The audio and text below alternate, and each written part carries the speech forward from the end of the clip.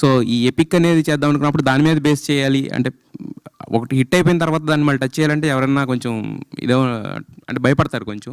So మరి మీ confidence ఏంటి, ఇది ఎలా ఉండబోతుంది దీని నుంచి? అంటే ఇది సిరీస్ ఆఫ్ ఈవెంట్స్ అండి, series of things that I wrote. నేను ముందు నుంచే రాసుకున్నది. 90s రాస్తున్నప్పుడు కూడా ఏంటంటే I want to give that feeling to the audience, 90s especially kids. Down the line ఒక 10 years తర్వాత దే కెన్ 10-15 years తర్వాత they can show as an album to their children. మా లైఫ్ స్కూల్ ఇట్లుండే, ఇంటర్ ఇట్లుండే, ఒకడు ఇంజనీరింగ్కి పోతే ఎట్లుండే, అవన్నీ I want to make whole the sequence and all the sequences I have seen personally. So ఆ detailing miss కాకుండా and very entertaining.